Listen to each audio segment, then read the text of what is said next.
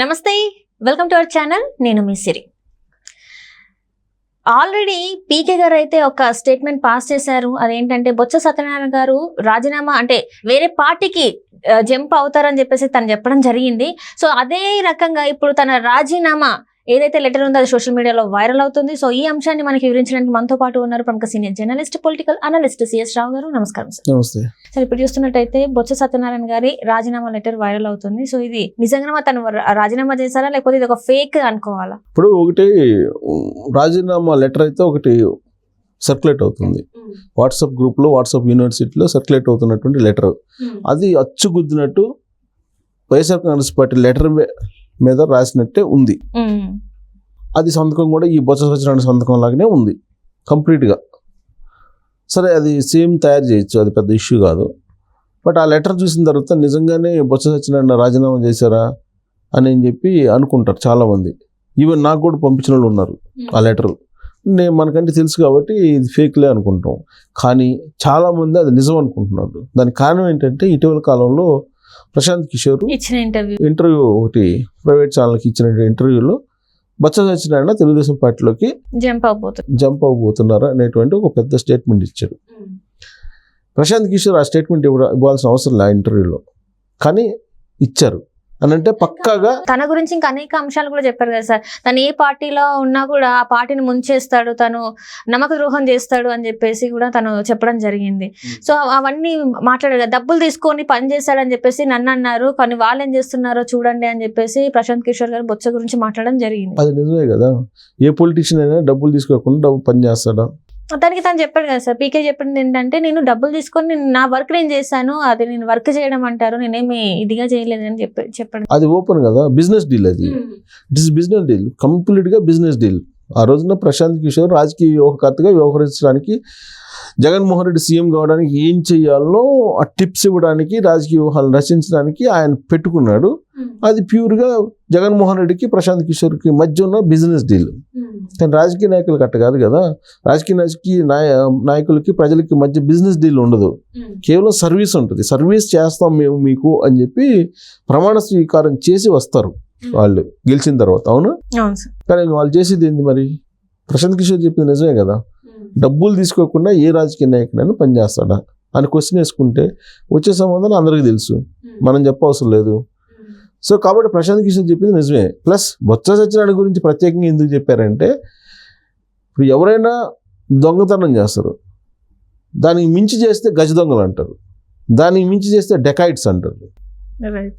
అలానే పొలిటీషియన్స్ కూడా ఒక రేంజ్లో చేసే కరప్షన్ ఏదో ఒకటి ఉంటుంది, ఒక 10%, 5% ఉంటుంది.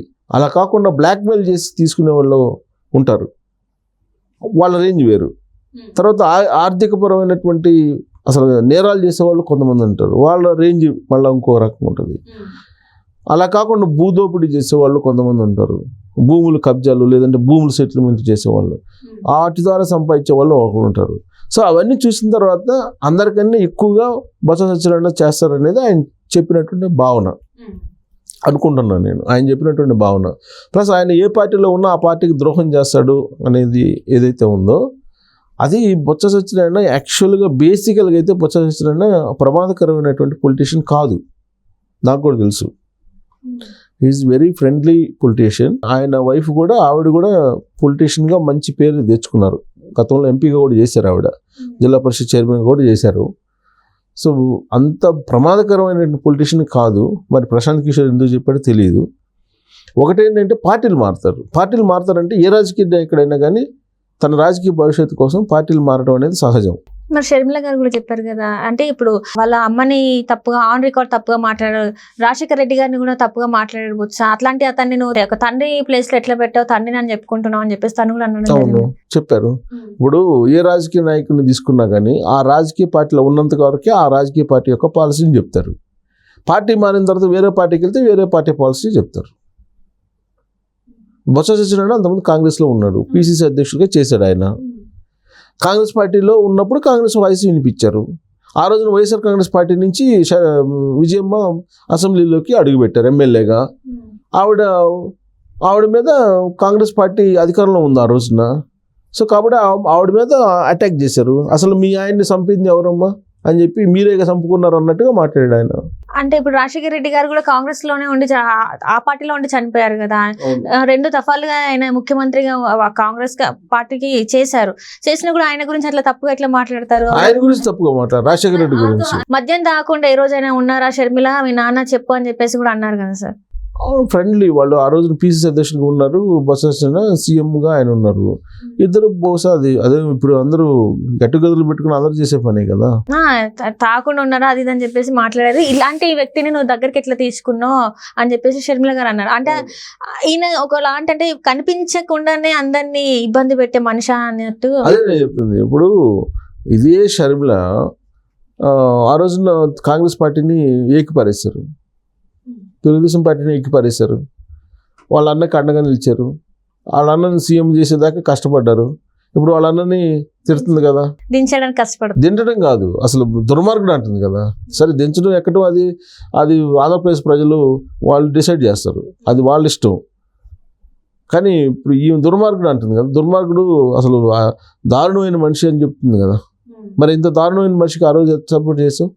మరి అన్నా చెల్లెలకి ఇద్దరు 40 సంవత్సరాల పైగా అన్నా చెల్లెలే కదా వీళ్ళు, 50 సంవత్సరాల దాకా. మరి అన్నా చెల్లి 50 సంవత్సరాలు కలిసి ఉంటే మరి అన్న సంగతి తమ్ముడికి, అన్న సంగతి చెల్లెలకి, చెల్లి సంగతి అన్నకి తెలియదా? మరి ఇప్పుడు ఎందుకు తిడుతుంది, అప్పుడు ఎందుకు పొగిడింది? So Botsa Satyanarayana same implement చేద్దాం, సేమ్ అదే. ఏ పార్టీలో ఉంటే ఆ పార్టీ వాయిస్ వినిపిస్తారు. అయితే ఇక్కడ ఏంటంటే బొత్స సత్యనారాయణ పార్టీ మారుతాడు అనేటువంటి స్టేట్మెంట్ ఏదైతే ఉందో దాన్ని తీసుకోవాలి మనం. మిగతా విషయాలు మనం అది కామన్, ప్రతి లీడర్ చేసే పని. ఇప్పుడు అట్ట అనుకుంటే రోజా ఉంది, రోజా చంద్రబాబు నాయుడిని ఆకాశానికి ఎత్తేసేది. మరి ఇవాళ రోజా నిద్రలేసి చంద్రబాబు నాయుడిని వ్యక్తిగత హననం చేస్తుంది. జగన్మోహన్ రెడ్డిని వాళ్ళ నాన్నని ఇద్దరిని పంచలోడు తీసి కొడతానంది. చెప్తున్నా అంటే పార్టీలు ఉన్నప్పుడు ఆ పార్టీ పాలసీ ప్రకారం పనిచేస్తూ ఉంటారు. అయితే బొత్స సత్యనారాయణ పార్టీ మారుతారని ఇచ్చినటువంటి స్టేట్మెంట్ ఏదైతే ఉందో ఆ స్టేట్మెంట్ గురించి నేను స్ట్రెస్ చేయదలుచుకున్నాను. ఎందుకంటే ప్రశాంత్ కిషోర్ లాంటి వ్యక్తి ప్రైవేట్ ఛానల్కి ఇస్తున్నటువంటి ఇంటర్వ్యూలో అవతల ఉన్నటువంటి జర్నలిస్ట్ కూడా హై ప్రొఫైల్డ్ జర్నలిస్ట్. సో అక్కడ ఇంటర్వ్యూలో చెప్పినటువంటి మాట మనం కనుక కొంచెం ఆలోచిస్తే అది చాలా ఇంపార్టెంట్ పాయింట్. ఇన్ఫర్మేషన్ లేకుండా ప్రశాంత్ కిషోర్ చెప్పడు ఆ వేదిక మీద. ఇన్ఫర్మేషన్ ఉండబట్టే చెప్పారు, లేకపోతే చెప్పరు. అంటే బొత్స సత్యనారాయణ తెలుగుదేశం పార్టీ మారబోతున్నాడంటే అర్థం ఏంటి? ఇప్పుడు జరిగినటువంటి పోలింగ్ సరళిని బట్టి రేపు అధికారంలోకి వచ్చే అవకాశం లేదు వైఎస్ఆర్ కాంగ్రెస్ పార్టీ. కాబట్టి వైఎస్ఆర్ కాంగ్రెస్ పార్టీలో గెలిచినటువంటి వాళ్ళు కూడా ఒక 20 మందో 30 మందో అనుకుందాం, లేదా 40 మంది అనుకుందాం, వాళ్ళు ఆ పార్టీలో ఉండరు అనేటువంటి కాన్సెప్ట్లో ప్రశాంత్ కిషోర్ చెప్పాడని నేను అనుకుంటున్నాను. ఇప్పుడు ఏ విధంగా అయితే బీఆర్ఎస్ పార్టీ అవుతుంది ఇక్కడ తెలంగాణలో, సేమ్ అలాంటి సిచ్యువేషన్ని వైఎస్ఆర్ కాంగ్రెస్ పార్టీ అక్కడ ఎదుర్కొనేటువంటి అవకాశాలు పుష్కలంగా ఉన్నాయి.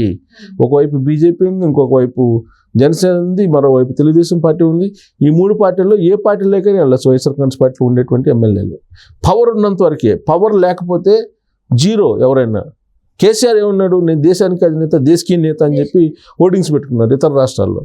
సీన్ కట్ చేస్తే తెలంగాణ సమాజం నేలకేసి కొడితే పరిస్థితి ఏంటి? ఇప్పుడు అసలు ఆ పార్టీ మనుగడ ఉంటుందా ఉండదా అనేటువంటి పరిస్థితి.